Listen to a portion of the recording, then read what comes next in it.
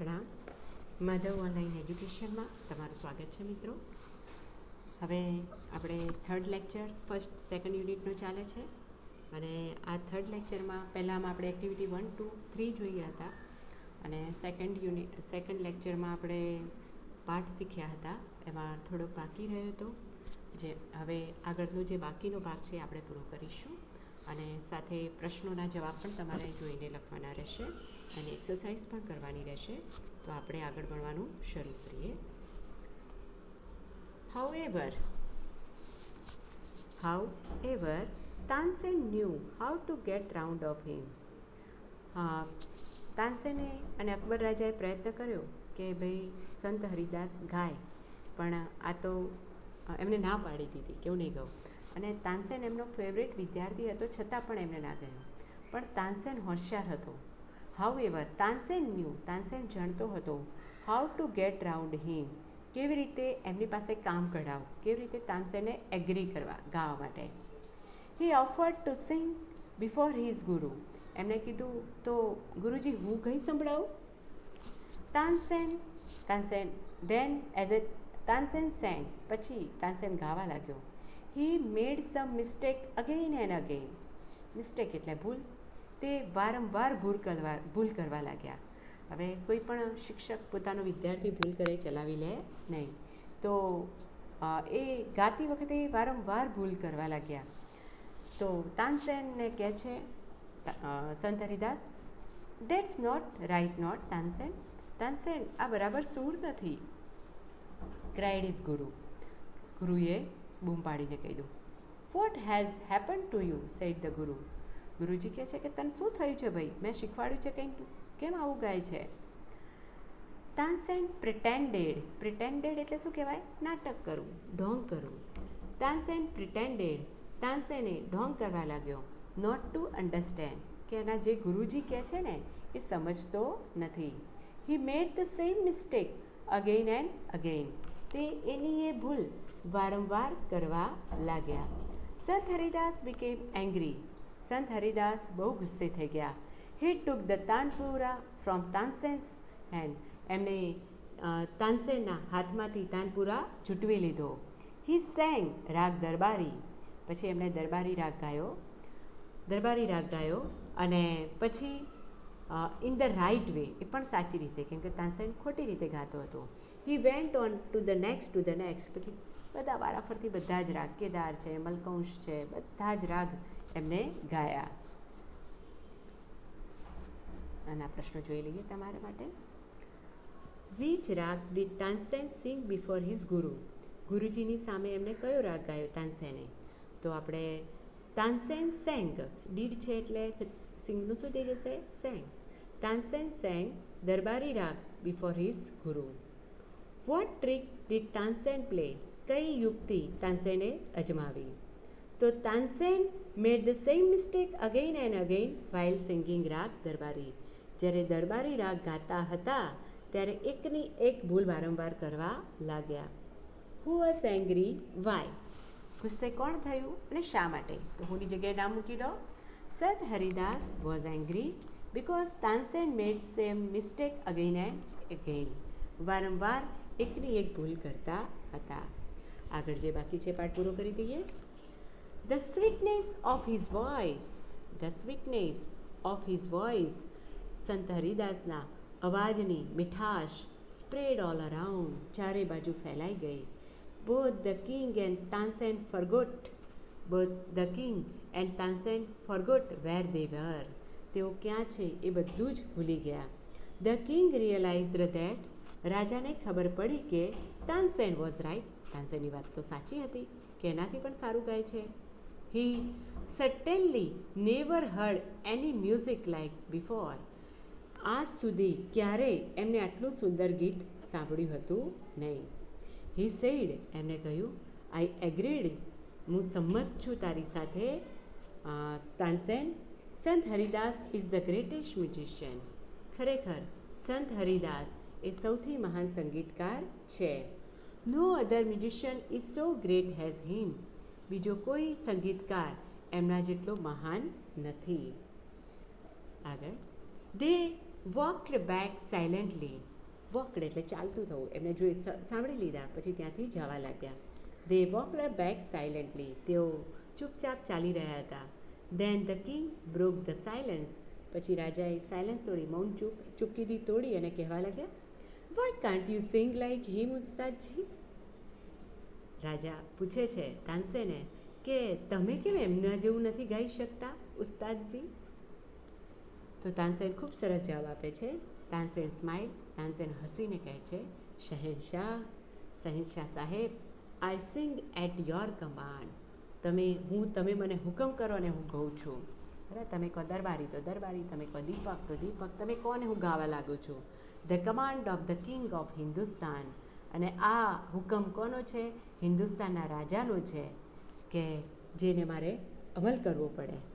અને ગુરુજી sings four the one. અને ગુરુજી એમના માટે ગાય છે હુ is the king of kings, કે જે રાજાઓના રાજા છે. એમના માટે, રાજાઓના રાજા મતલબ ભગવાન, ગોડ, લોર્ડ કૃષ્ણ, એમના માટે ગાય છે. એ મનથી ગાય છે, માટે એમનો અવાજ વધારે સારો છે. આના પ્રશ્નો જોઈ લઈએ.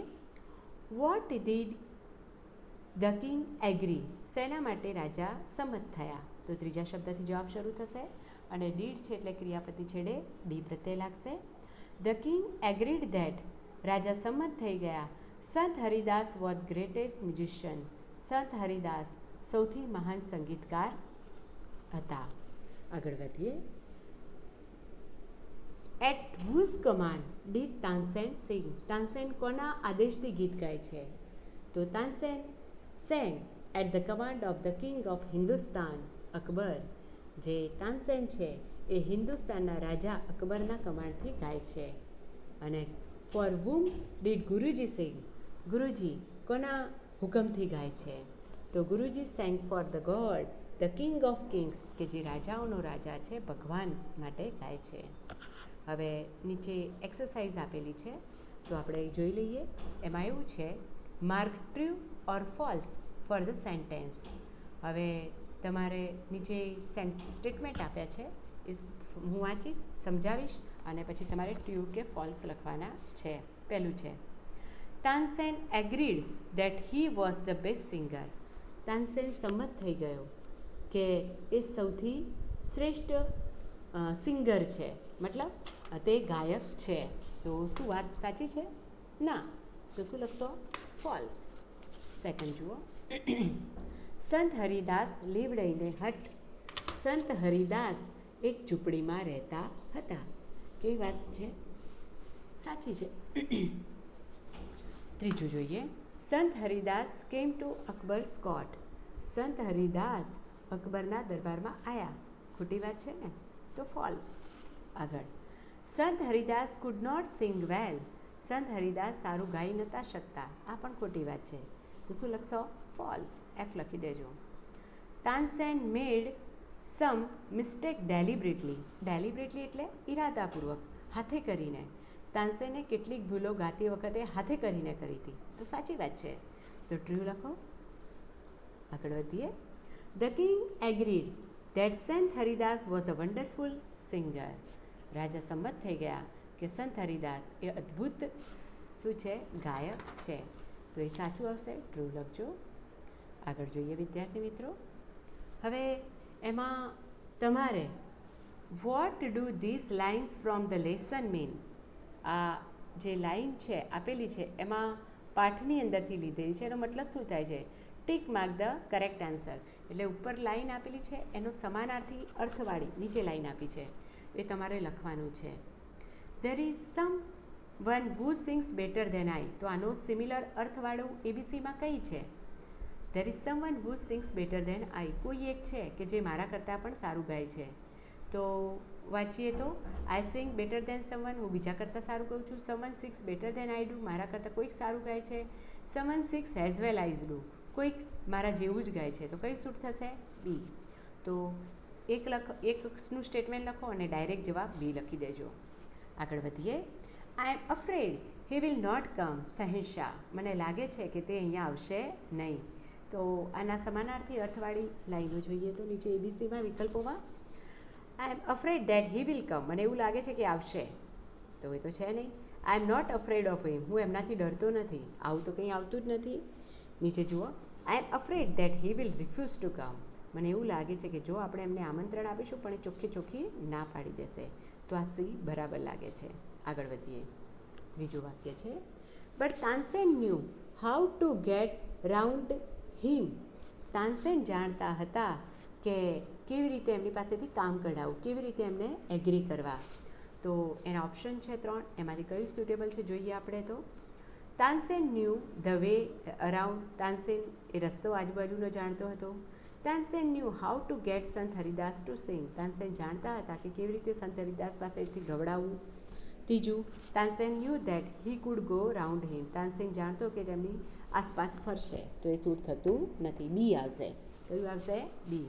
Tansen knew how to get saint Haridas to sing. કેવી રીતે સંત હરિદાસ પાસેથી ગવડાવવું.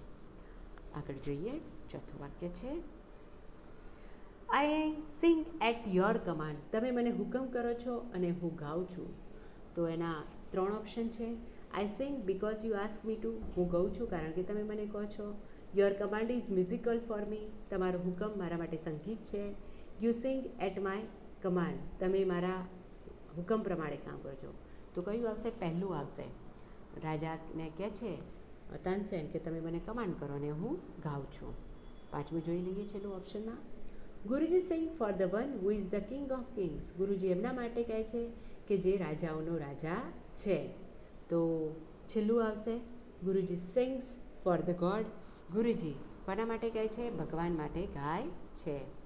આગળના પ્રશ્નોના જવાબ છે. Answer this question. નીચેના પ્રશ્નોના જવાબ આપો. Who sang better than Tansen. Who sang better than Tansen. Tansen કરતાં કોણ સારું ગાય છે?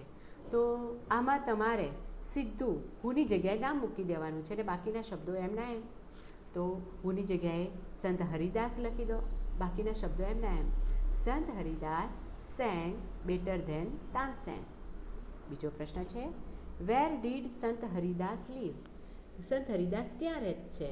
તો ત્રીજા શબ્દથી જવાબ શરૂ કરો. સંત હરિદાસ લીવ. તો લીવ છે તો ડીડ આપેલું છે એટલે ડી લગાડ દો.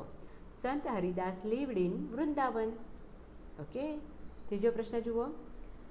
Why did Akbar decided to go to Sant Haridas હટ. અકબરે કેમ નક્કી કર્યું કે તેઓ સંત હરિદાસની ઝૂંપડીએ જશે? તો અકબર ડિસાઇડેડ, ત્રીજા શબ્દથી જવાબ ચાલુ કરો. મેં કીધું હતું કે વાય, વેર અને વોટ બધાને ત્રીજા શબ્દથી શરૂઆત થાય અને ક્રિયાપદને છેડે જે સહાયકારક ક્રિયાપદ હોય એનું રૂપ મૂકી દેવાય.